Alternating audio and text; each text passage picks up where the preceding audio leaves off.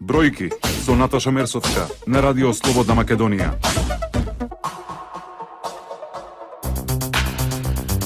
Добар ден, јас сум Наташа Мерсовска, а вие ја слушате економската емисија Бројки на Радио Слободна Македонија.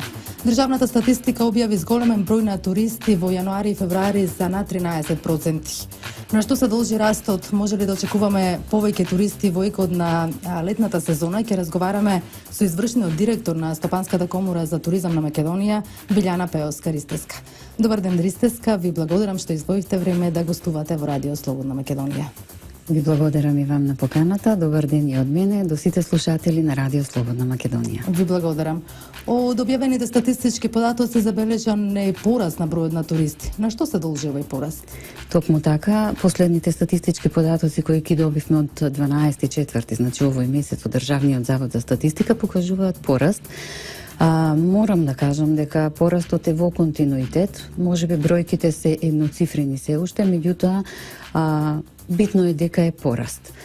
Можам да кажам дека она што беше во јануари кажано во однос на странските туристи како минусно салдо, односно 2,8 намалување на странските туристи, веќе еве овие статистички податоци од 12.4 покажуваат дека повторно имаме пораст, што значи дека ситуацијата оди во нагорна линија. Се надевам дека така ќе остане и понатака, со разрешување на ситуацијата која што е неизбежно и мора да се спомне, би дошло, мислам, и уште повеќе до пораст. Морам да споменам дека овие податоци од 12.4 покажуваат и пораст во бројот на посети на странските туристи во бајнските места. Значи, она ако беше карактеристика само за домашните туристи да ги посетуваат овие бајнски места, сега веќе во овие податоци имаме дека стануваат атрактивни и за странските туристи.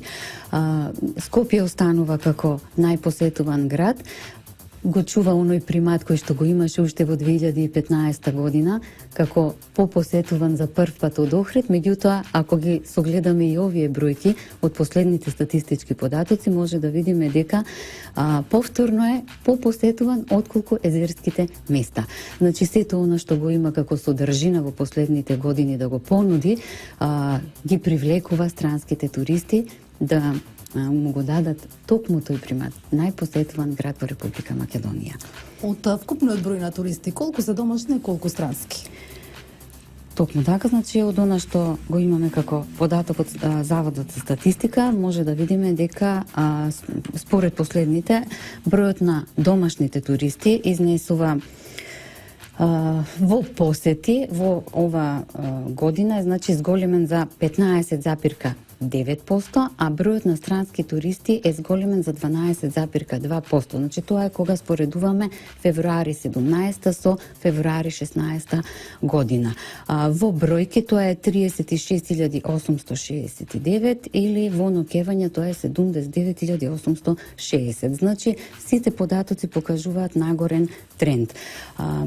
Имаме мал пат во бројот на ноќевање на домашните туристи февруари 17 со февруари 16 година, меѓутоа тоа не е некој многу голем процент, што би ни бил индикатор дека и понатака тој број ќе се намалува. Може би е некоја моментална ситуација, може би е тоа ситуација што е во државата, меѓутоа сепак мора да се внимава на тоа, затоа што и домашните туристи се многу битен фактор за развој на туризмот во Република Македонија покрај странските туристи. Повторно ќе нагласам, сите бројки по последниве податоци се во нагорен тренд и тоа е позитивно како предуслов да знаеме дека сето она што ќе се случува туристичката сезона, во туристичката сезона која следи, ќе биде успех. Споменавте дека Скопје е најпосетуван град. Може ли да не кажете што ги интересира странските туристи? Што сакаат да посетат? Има ли податок колку дена остануваат и каде се сместуваат, во какви капацитети? Токму така, значи во разговор со туроператорите, туристичките агенции, членки на комората, она што е карактеристично за странските туристи, ако до пред некоја година тоа биле само 2 до 3 објекти. Сега навистина и еден ден е малку за да се направи таа рута, односно да се направи таа тура низ Скопје, за да се покаже сето она што Скопје го има како потенцијал. Најмногу ги интересираат културно-историските споменици, односно културно-историското наследство на Скопје, а секако и на Република Македонија. Она што е тренд во последно време, значи не се останува само на централното градско подрачје, него понудата се проширува и надвор од Скопје. Значи тоа е Матка, Скопска Црна Гора и слично. Се ги интересира. Значи не можете да издвоите дека тоа може да биде само крстот на водно или само калето, него она што е како понуда треба да биде целосно опфатена. Целокупното културно-историско наследство со сите оние периоди кои што го карактеризираат Скопје. А во другите градови? Она што исто така имаме во новите, да не речам нови, него она што е тренд во светот или она што е барано во светот од страна на потрошувачите, на туристичките, во туристичкото стопанство, односно потрошувачите, туристите, активниот туризам, значи тоа се знаете како масовниот туризам веќе е во редовната агенда на спроведување на западниот свет. Сега, она што нив ги интересира кога патуваат и одат е да видат нов тип или нов концепт на некој алтернативен вид на туризам. Дали е тоа активен или пасивен, не е битно. Меѓутоа, истото што го нуди Скопје во културно-историско наследство, Македонија тоа го има на цела територија. Значи, културно-историското наследство е еден од посетите, односно во понудата како факултативниот дел во посетите, меѓутоа морам да кажам дека тука се и манастирскиот, тука е религискиот, верскиот туризам, природните убавини, односно екотуризмот, руралниот туризам. Кога говориме за рурален туризам, тогаш мора да кажеме дека тоа е конгломерат од повеќе видови на туризми, значи планинскиот, велосипедскиот, алпинизам, потоа имаме винскиот туризам. Значи сето тоа кога ќе се спои во една понуда зависно од регионот кој што нуди, тогаш може да кажеме дека зависно од кој регион што нуди, таква е и понудата и интересот е навистина голем од странските туристи. Ако, например, го нудите Охрид, тогаш таму веќе имате спојка на многу видови, концепт на повеќе видови туризми, значи покрај езерото, тука ви е 365 цркви имате, значи за секој ден во годината тој вид на туризам, потоа ја имате Галичица, па ги имате руралните средини кои што може да ги понудите. Навистина имаме премногу да понудиме од тој тип на туризам. Би било жалосно каде што би можеле да инвестираат во идни на македонските власти за да може да се поттекне за повеќе туристи. И овие мерки кои до сега беа превземени и активности од страна на институциите доведоа до ваква бројка. Значи, растот се должи на соработката помеѓу институциите, туристичките работници и останатите чинители на туристичкото стопанство. Значи, не можете вие како поединец да делувате и да имате успех доколку тоа не е како еден диалог помеѓу сите засегнати страни во туристичкото стопанство. Значи, мерките кои беа превземени како помош на туристичките работници го дадоа својот резултат и во областа на субвенционирањето, меѓутоа мораме да кажеме дека и инфраструктурата, вложувањето во инфраструктурата беше исто така и се уште се вложува, е исто така еден од најбитните фактори. Можеби во меѓународното комуницирање за странските туристи, авиолетовите имаат примат, затоа што 37 нови авиолинии кои што се воведени не се мала бројка. Тие значи овозможуваат флуктуација на луѓето, на туристите, како во outgoingот, така и во incomingот. Значи луѓето патуваат, гледаат, меѓутоа мораме да нагласиме дека за да го понудиме оној тип на туризам кој што е баран, односно алтернативните видови на туризми, морате да имате инфраструктурно изградена мрежа ни самата држава како дестинација да може да ја нудите. Се имаше во еден период, значи, зошто се градат локални патишта или зошто се градат до таа и таа дестинација како село и слично. Сето тоа придонесува да имаме развој и во останатите предели на Република Македонија. Ние сите знаевме колку е убав манастирот во Зрзе, дека е исконски, дека е еден од најстарите манастири во Европа, можеби од тој православен свет. Меѓутоа, многу ретко се ни беше овозможено да отидеме поради патот. Веќе сега кога истиот тој е направен, достапен, може и туристичките агенции и туроператорите да го стават во нивната понуда, за да може да го нудат на странските туристи. Значи е достапен, инфраструктурно е поврзан, можете да отидете безбедно и таму да го спознаете, видите и почувствувате сето тоа што го нуди тој манастир. Значи, битна е инфраструктурата во која што се вложуваше и се уште се вложува. Она што ме прашавте, дали е нешто друго потребно да се вложува за да имаме што поголем број туристи, мора да се вложува во развој на човечките ресурси. Значи, тоа е нешто што во моментот, мислам, најмногу недостига во областа туризам и угостителство. Затоа, јас лично, можеби затоа што дојдов од на оваа позиција од образование, па знам и можам да видам каде се разликите помеѓу стопанството и образовните политики, односно наставните планови и програми. Има еден голем расчекор, меѓутоа веќе и во тој правец почнуваат да се прават подобрувања. Веќе тригодишното образование во туризмот и угостителството се реформира од страна на Министерството за образование и наука. Ние како комора учествуваме во изготвување на стручните стандарди. Значи, наши работодавачи се директно вклучени, затоа што мора да бидете компатабилни едни со други, за да нема дисбаланс со пазарот на трудот, со вработувањето, односно она што е потребно на стопанството. Знаете, при една прилика во разговор со членките туристичките агенции кои што се во комората, разговаравме дали профилот кој што го дава средното стручно училиште за туризам и угостителство, хотелско-туристички техничар, одговара со нивните потреби како туристички работници во делот на туристичките агенции, да може веднаш да почнат со работа која ќе дојдат од училиште.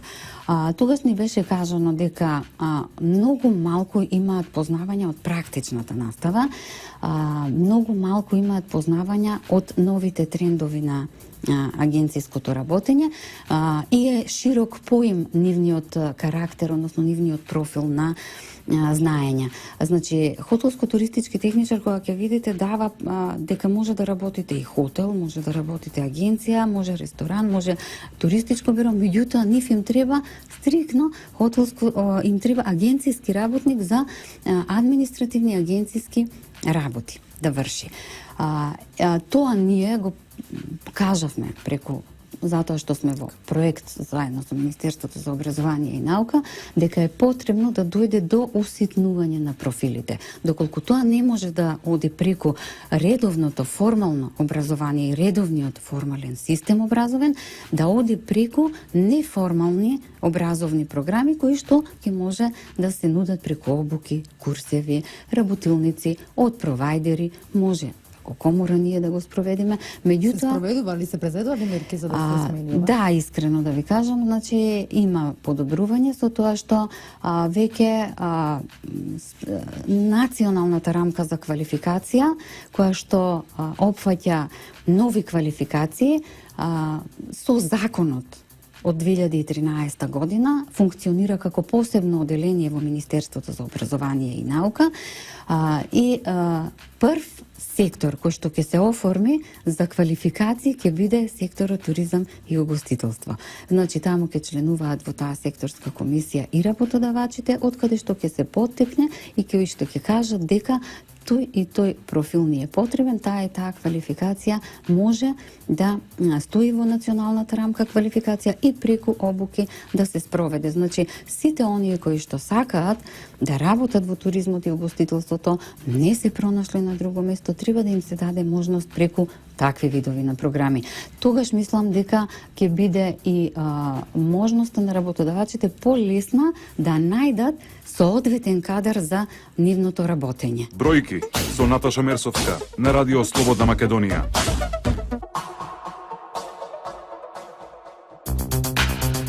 Гостин во емисијата Бројки извршниот директор на Стопанската комора за туризам Билјана Пеоска-Ристевска. Ристевска, колку влезот на нискобуџетни компании влијаеше на зголемување на бројот на туристи во земјава? Веќе мислам дека спомнавме, меѓутоа еве само да ја кажеме бројката, дека се работи за досега 37 нови авиолетови.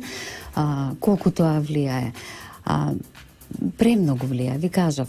Покрај тоа што инфраструктурно се поврзуваме со светот, значи можете да ја нудите Македонија како дестинација многу по-добро, значи многу по-блиску и не поединечно, него како што може да се види, веќе и чартери имаме. Од она што имаме и како информација дека за оваа година чартерите кои што се од големите туроператори, ниту еден не е откажан, тие се зголемуваат, значи бројот на туристи влијае, односно бројот на летови влијае на зголемување на бројот на туристи. Исто така мораме да напоменеме дека имаме воведување на нови линии, веќе еве за Унгарија, за Будимпешта, потоа се спомнува Малта, се спомнуваше Катар, Доха и слично. Сето тоа доведува до можност за развивање на понудата, односно во инкамингот. Значи Македонија да се понуди како блиска дестинација. Знаете, авиосообраќајот, односно авиопревозот во туризмот се смета како за еден од најбезбедните, меѓутоа и најбараните, затоа што секој сака да стигне многу побрзо и секој сака да стигне многу побезбедно. Од тие причини можам да кажам дека во голема мера авиолетовите допринесоа за да се зголеми бројот на туристи. Се надевам и понатака таа бројка ќе биде трендовски во позитива.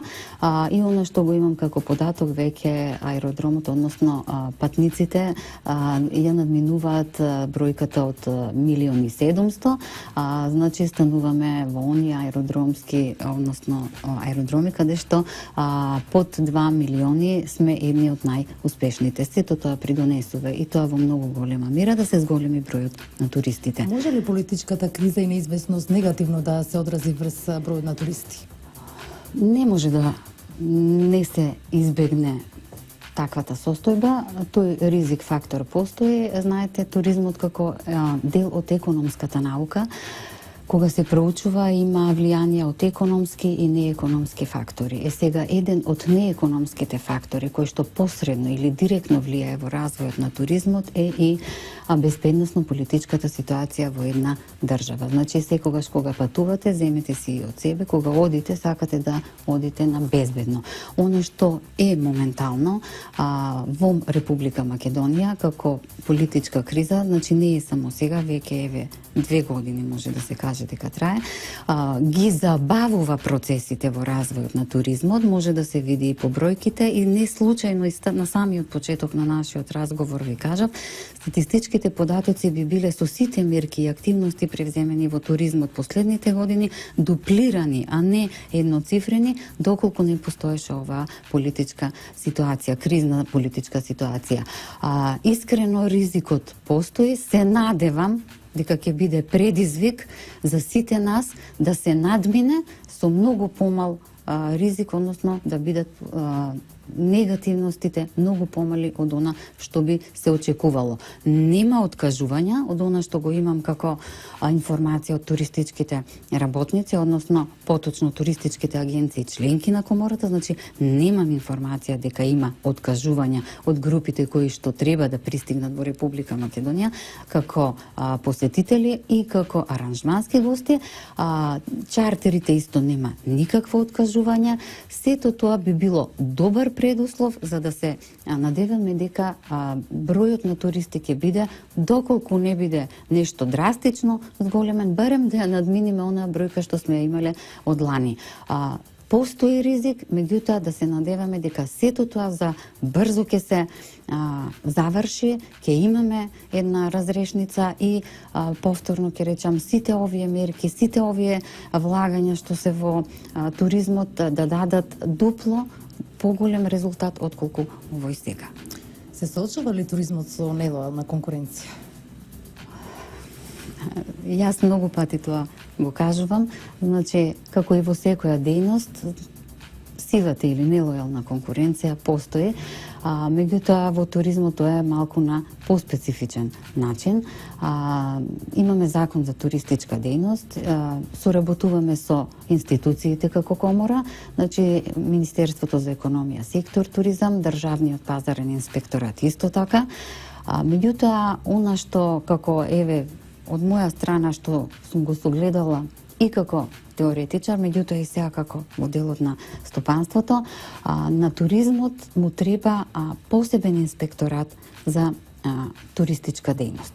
Значи, за контрола на туризмот и угостителството, мислам дека е потребно посебна институција која што ќе ја водат луѓе кои што има директен контакт, односно ги знаат состојбите каде и како може да се да се дојде до аномалии во туризмот и угостителството.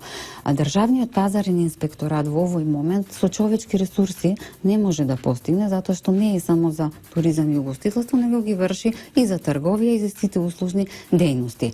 Постои нелојалната конкуренција во туризмот. Јас искрено да ви кажам, поготово откако е оваа политичка ситуација, во комората можам да кажам дека имам постојано дојави и од членките, меѓутоа имам и од други извори, дека постојат субјекти на туристичкиот пазар кои што вршат таква дејност.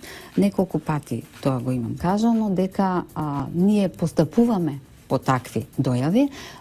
Инспекторатот излегува на терен, меѓутоа во ваква ситуација, каква што е сега, капацитетите на институциите, искрено да ви кажам, не се со полн капацитет, односно не работат. А зашто реагираат најчесто? На што се жалат? Најчесто се жалат се, тоа ќе кажам, дека имаме закон за туристичка дејност кој што предвидува да мора групата која што излегува од Република Македонија да биде организирана патувањето преку туристичка агенција и да има придружник. Значи, оној што ја придружува групата од самиот почеток на патувањето до крај. Има, значи, дојави дека одредени групи самостојно се организираат, што од институции, што од невладени, што од културно-уметнички друштва, имавме еден таков случај.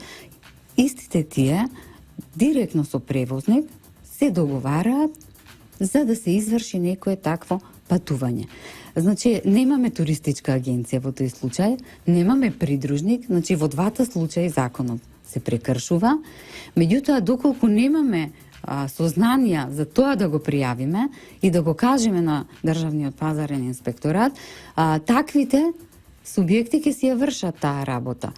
Тоа токму ги руши оние лојални туристички субјекти, односно туристички агенции, туроператори, кои ревносно си ги обавуваат обврските кон државата и почитувајќи го законот за туристичка дејност и сите акти кои што се дадени од државата во однос на плаќање данок и слично. Постои, јас навистина во многу наврати, еве и овај пат би апелирала до инспекцијските служби, значи поготово во ваквите предсезонски месеци да се внимава и на оние кои ги нудат аранжманите. Значи тука би апелирала и до туристичките потрошувачи, значи оние кои што ќе користат аранжмани да внимаваат дали тие се реални, да проверуваат кој ги нуди.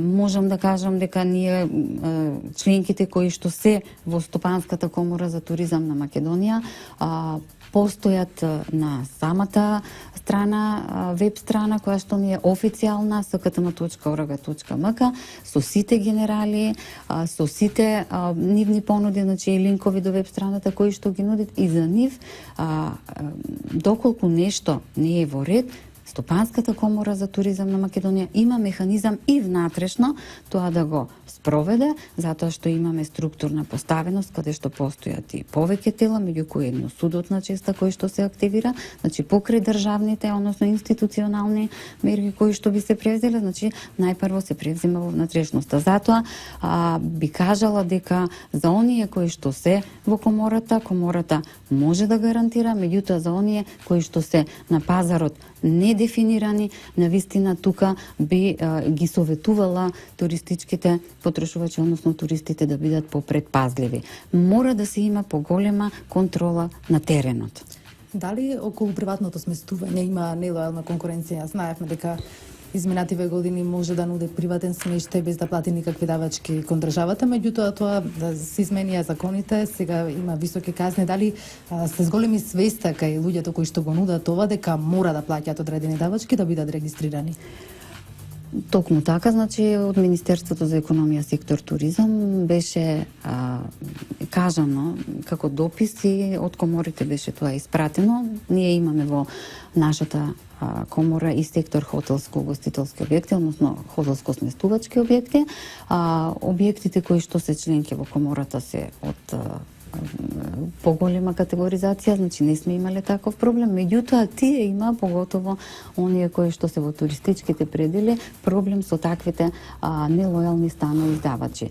Она што го имам како информација последно и од теренот, значи од членките од Охрид, дека тоа веќе почнува да се сузбива, дека сите тие се пријавени, се регистрираат, има контрола врз нив со тоа што оние кои што имаат физички лица на престој во приватниот смештај, тоа го прават со директно пријавување во органите, односно институциите, додека хотелските објекти се веќе под контрола со електронско пријавување, така да во тој дел се намалува нелојалната конкуренција. Моето последно прашање до вас, Ристеска, е кои ќе бидат идни планови на Комората за туризам?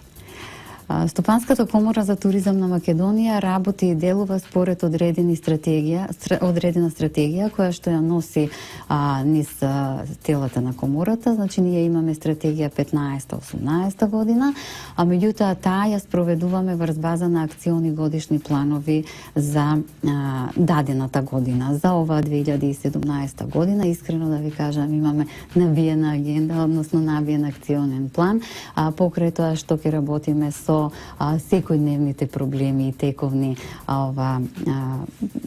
дојави, пријавување и слично од страна на членките. Имаме и проекти. Оваа година го завршуваме оној проект кој што го имавме преку Националната агенција за образовни програми и мобилност. Тоа беше тур оператори, едукација на тур оператори. Исто така имаме уште еден проект. Тој проект ќе биде во областа, се надеваме, веќе е аплицирано, меѓутоа еве се надеваме дека ќе имаме успех и од тој аспект во областа на хотелскиот сектор. Значи тоа ќе биде нова образовна програма во хотелскиот дел за нешто што не постои кај нас, а сакаме да го размениме со европските земји. Тоа е сомелиерите за вино и сирење. Постојано ќе работиме на зголемување или окрупнување, омасовување на членството, со тоа што ќе ги прикажуваме предностите кои што ги имаат кога се туристичките работници во бизнис заедница, како што е Стопанската комора за туризам на Македонија. Ние знаете на собранието од декември 2016 година имавме една посебна мерка која ја донесовме 2017 година да биде бесплатно членство за сите оние нови членки кои што ќе пристапат кон комората. До сега успешно ја спроведуваме, се надеваме и понатака, затоа што знаете кога сме сите заедно сме помокни да влијаеме врз развојот на туризмот, меѓутоа тука и врз институциите во креирање на политиките на туризмот во Република Македонија. Моја лично заложба ќе биде исто така да стапиме во контакт со Светската туристичка организација, како придружен член да ги видиме условите и сите оние активности кои што нас не требаат за да бидеме како придружен член од туристичките субјекти од Република Македонија во најглавното место каде што се вршат анализите и е сублиматот на новостите во туризмот. Христовска, јас ви посакувам многу успех понатака и да се надеваме дека ќе има и двоцифрени стапки на раст на бројот на туристи во екот на туристичката сезона. Ви благодарам и вам на поканата. Искрено се надевам дека следното наше вакво интервју, гостување ќе биде со двоцифрени бројки. Бројки со Наташа Мерсовска на Радио Слободна Македонија. Во емисијата Бројки ги слушате и најважните настани на економски план оваа недела. Раст на македонската економија од 3,2% оваа година и 3,4% до година. Ова е најновата прогноза на Меѓународниот монетарен фонд во редовниот извештај за економските изгледи во пресред на пролетните средби во Вашингтон. Стапката за годинава е ревидирана од претходните 3,5%, што според експертите е последица од политичката криза. Генерално очекувано е намалувањето на прогнозираната стапка на економски раст на македонската економија, имајќи предвид дека ММФ најавуваше, ако го погледнеме последниот извештај на Стандард и Пурс, таму има наведено неколку чекори, односно неколку насоки доколку се остварат во однос на политичката криза која имаме веќе втора година во Република Македонија, доколку тие точки се остварат, дури и тие ќе интервенираат со намалување на нашиот кредитен рейтинг и понатаму, како што рековме, ова е прв сигнал дека нашата економска активност е загрозена и таа се намалува. Генерално е тоа поради политичката криза во Република Македонија, затоа што во сите и меѓународни извештаи и домашни истражувања се спомнува како предуслов за негативно влијание врз стапката на економски раст. Годинава во регионот ММФ проектира највисок раст за Албанија со 3,7%, а најнизок Бугарија, Хрватска со 2,9%. Светската економија ќе порасне за 3,5%, но со значителни ризици, вклучувајќи и најави за протекционизам кои би можеле да доведат до трговски војни. А последиците од политичката криза се веќе видливи. Главен двигател на економијата остана да биде само потрошувачката од домаќинствата. 80% од кредитите се пласираат кај населението. Ликвидноста на фирмите е опадната. Тие подолг период не земаат заем од банките. Експертите предупредуваат ако ваквата состојба продолжи. Последиците врз домашната економија ќе бидат многу посериозни.